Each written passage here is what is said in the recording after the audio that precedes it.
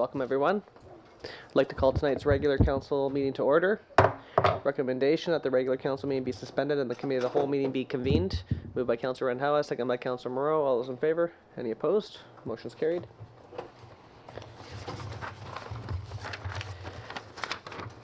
I'd like to call tonight's committee of the whole meeting to order. Recommendation that the agenda for the committee of the whole meeting of July 23rd, 2018 be adopted as circulated. Moved by Councillor Niche, second by Councillor Cunningham. All those in favor? Any opposed? Motion's carried. Okay, if there's any members of the public that'd like to come forward and speak to council about any topic of their choosing, they can come forward now. Welcome back.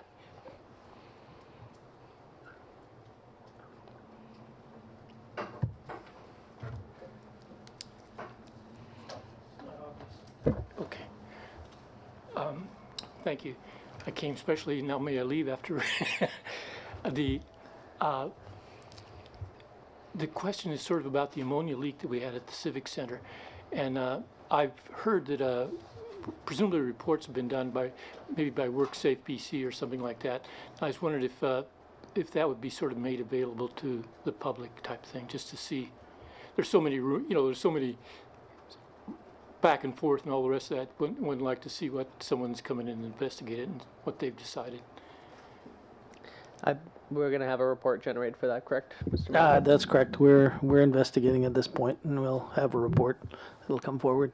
Whether or not it's public or not, it will have to remain to be seen. But at the moment, we're investigating. Okay.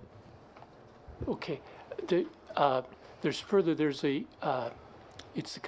an urban agriculture conference in August down in Vancouver, I think. It's the kind of thing you might want to get. It's the kind of thing you had gone to in days gone by, but you might want to get a staff member to sort of do a report on it. It would be best would be to go, but secondly, would just do a report on it and see what's happening. Okay, thank you. Thank you. Seeing no other members of the public, I'd like to adjourn the committee of the whole meeting to reconvene the regular council meeting. Moved by Councillor Cunningham, second by Councillor Niche. All those in favor? Any opposed? Motion's carried.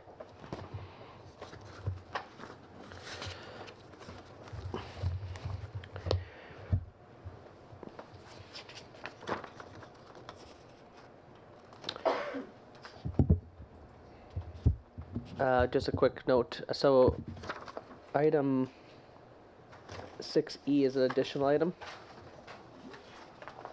Yes. Okay. Just have two different versions here. Okay. So, recommendation that the agenda for the regular council meeting of July 23rd, 2018 be adopted with additional item 6E, funding application for subline replacement and water treatment system. Moved by Councillor Cunningham, second by Councillor Niche. All those in favor? Any opposed? Motion's carried. 3A, recommendation that the minutes of the special council meeting of June 25th, 2018 be adopted. Moved by Councillor Randhawa, seconded by Councillor Moreau. All those in favor? Any opposed? Motion's carried. Item 3B, recommendation that the minutes of the regular council meeting of June 25th, 2018 be adopted. Moved by Councillor Randhawa, seconded by Councillor Moreau. All those in favor. And 3C, recommendation that the minutes of the committee of the whole meeting of June 25th, 2018 be accepted. Moved by Councillor Cunningham, second by Councillor Niche. All those in favor. Any opposed? Motion is carried. I don't see our petition and delegation in the audience today. So perhaps what we'll do is we'll just move on from them, and if they come, then we will come back to that item. So we'll move on then to 6A, report from our city planner for application for development variance permit at 1641 Overlook. Welcome back, Mr. Krekic. Thank you, Mr. Mayor.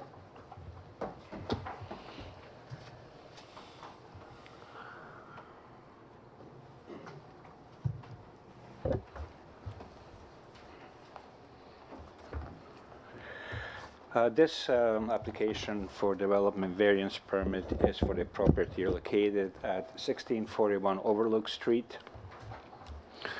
It is to vary the side yard from 4 feet, 1.2 meters to 1.05 feet or 0.03 meters to adjoin the existing non-conforming deck or raised walkway. To better illustrate, this picture is taken from the street, and this is the existing non-conforming deck, and the next picture is going to be even more descriptive, and essentially the development variance permit is to join this deck in this walkway in the same size to the newly built deck. The proposed variance will hardly be visible from the street. An extension of the walkway proposed will not adversely affect neighboring properties, and the application requires approval to proceed to public notification. That was my report, Mr. Mayor. Okay, recommendation that the development variance permit application DP 1807 for 1641 Overlook Street proceeds to public notification. Moved by Councillor Niche, seconded by Councillor Cunningham. Discussion? All those in favor? Any opposed? Motion's carried. Next up, another application for development variance permit at 1045 First Avenue West. Yes, Mr. Mayor, and the location, the context map is on the screen, and this variance is for to vary side yard again. Now this is for the existing house on the easterly side is already existing non-conforming, and development variance permit is to add the second floor. So the second floor will match the existing walls and will require development variance permit, which will be at the front of the house from 1.2 meters or 4 feet to 1.1 meters or 3.8 feet, at the rear of the house from 1.2 meters or 4 feet to 0.9 meters or 3 feet. This also illustrates a little bit more how the addition will be looking like when it's completed, and the height will be below the maximum permitted 9 meters, 29.5 feet. Essentially, the scaling of the drawing is not necessarily completely accurate, but it's descriptive. In conclusion, the application requires approval to proceed to public notification. Okay, recommendation that the development variance permit application DP 1808 for 1045 First Avenue West proceeds to public notification. Moved by Councillor Renhouse, second by Councillor Moreau. Discussion? Okay, all those in favor? Any opposed? Motion's carried. All right, next on the agenda we have an application for development variance permit at 1053 First Avenue West, and after the Mr. Planner here does his presentation, we will open it up to the floor for anyone who wishes to speak on the matter. Yes, Mr. Mayor, this is for your consideration. In other words, second time in front of the council. It is to vary the front property setbacks. The required setback is 3.6 meter or 12 feet. At the easterly corner of the property, that the variance is to 2.5 meters or 8.3 feet. At the westerly corner of the property is to 3.2 meters or 10.8 feet. I took this picture from the street, so it's a street view, and essentially the extent of the new deck will be matching the fill. Public notice were distributed on June 26, 2018, and as at the date of this report, and indeed as at 4:30 today, there were no objections that would prevent approval of this application for variance. That concludes my report, Mr. Mayor. Great, thank you. Is there anyone in the public that'd like to come speak to this?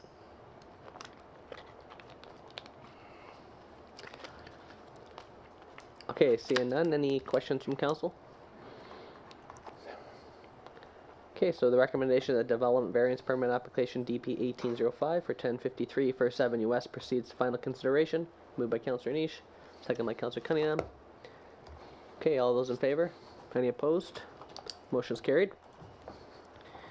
Next up, we have a report from our Director of Thank you very much, Mr. Cricket. Report from our Director of Operations regarding the Prince Rupert Landfill West Berm expansion, award of contract. Welcome. Thank you, Mr. Mayor. Thank you, Council. The recommendation tonight is that Mayor and Council award the landfill West Berm expansion to Broadwater Industries. Council has set the expansion of the city landfill as a top priority. The West Berm expansion contemplates an additional 4 to 5 years of much-needed airspace.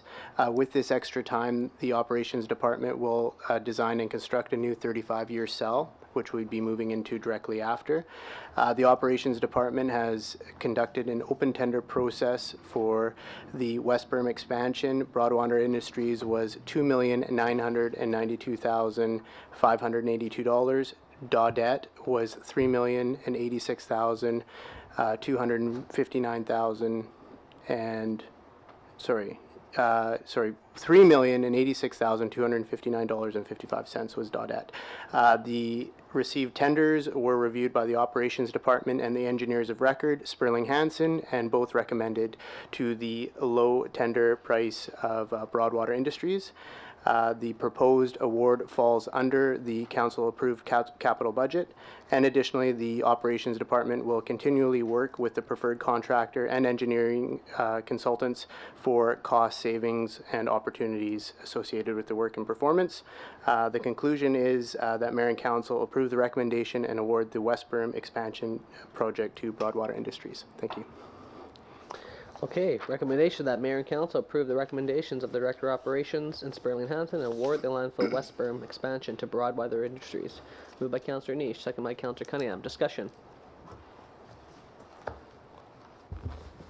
I asked several months ago about us looking into an incinerator type disposal unit, and I never heard back from anyone. I don't know if it's feasible or not, but it seems this $3 million is just the beginning, and then we're another 4 or 5 years we're going to have to come up with another whatever for another berm and things like that. And I notice in Europe a lot of the countries have incinerator type waste disposal, and I know other companies around here have looked at it, and there's approved incinerators that could be used. Have we thought of something like that for the future? Yeah, we have a staff member looking at that. Unfortunately, at this time right now, we only have airspace for till about April of 2019. So what we have to do immediately is to get into an expansion project so that we can continue to landfill waste. But that is going to be looked at as part of doing a cost analysis for the new 35-year cell. If that is something that is a better option, then we'll look at that for a 3 to 5 year transition instead of a new 35-year cell. Okay, thank you. Other questions? Okay, hearing none. All those in favor? Any opposed? Motion's carried. Thanks for all your hard work on that, by the way. Next is another report from our Director of Operations regarding the funding application for the subline replacement and water treatment system. Thank you, Mr. Mayor. We were approached by the provincial government about a grant funding opportunity. This funding opportunity is for green infrastructure, and what we've discussed with the province is an option to look for water treatment and also our submarine line that we were unsuccessful in a past round.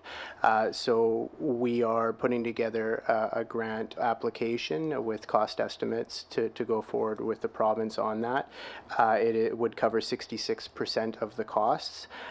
These grants, you can get the grants and you don't have to accept them. So if we can't come up with our commitment money, then we would just reject the grant after. So at this point, it's a good idea that we put forward the application and make sure that we're sort of in the pot to get the money. So the recommendation is to allow staff to apply for these grants so that we can move forward with the applications. This is a great opportunity. Any questions from council? Oh, okay, so Councillor Ranhauer moves that Mayor and Council pass a resolution to support staff's application for grant funding through ICP, Green Infrastructure Environmental Quality Substream Fund. So moved by Councillor Ranhauer, seconded by Councillor Moreau. Further discussion?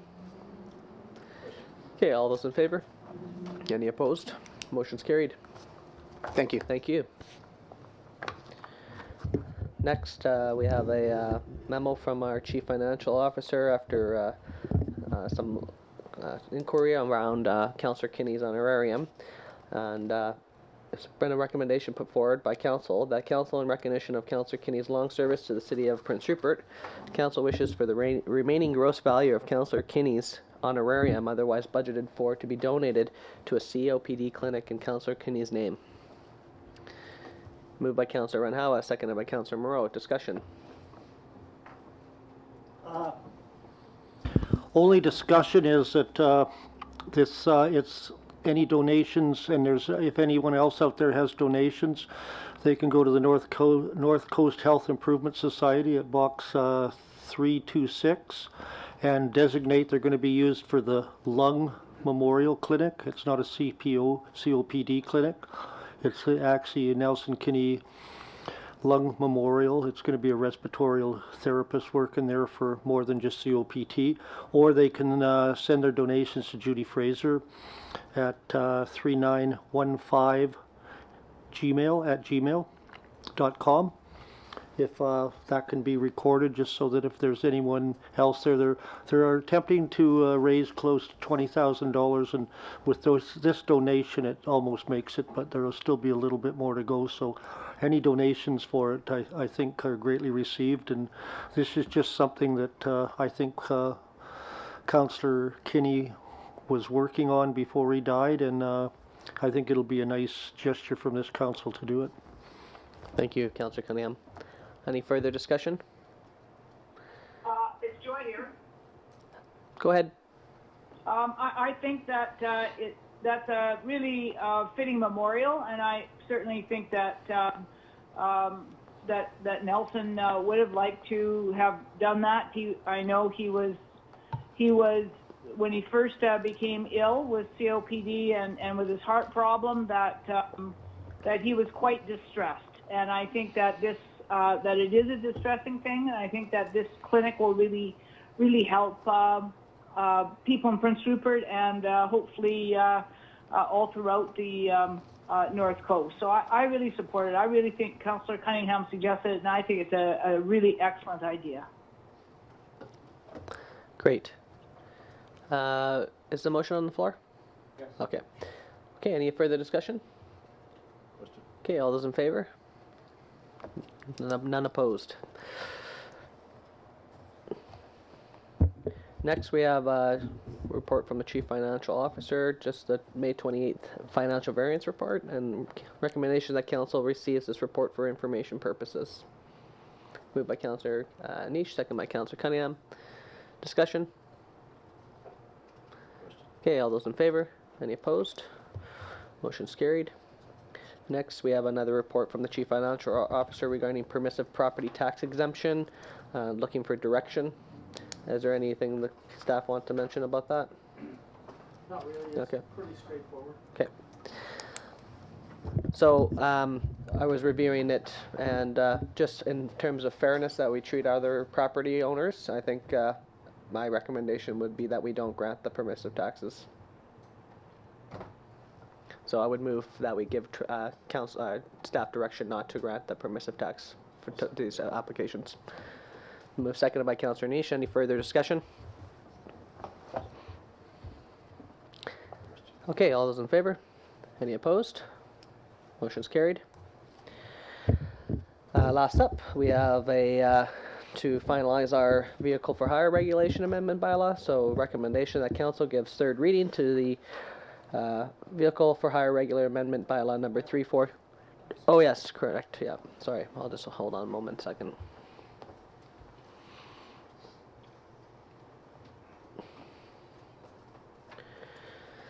Okay, so the recommendation that Council give third reading to the vehicle for hire regulation amendment bylaw number 3429 2018. Moved by Councillor Niche, second by Councillor Cunningham. Any more discussion here? Okay, all those in favor? Any opposed? Motion's carried. We'll grab Councillor Randhawa back.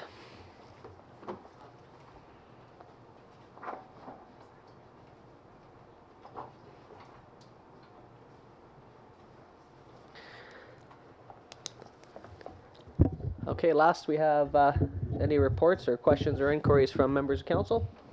Councillor Niche. Just wanted to maybe send some condolences to the family of Chris Green, who passed away, I guess, about a week and a half ago.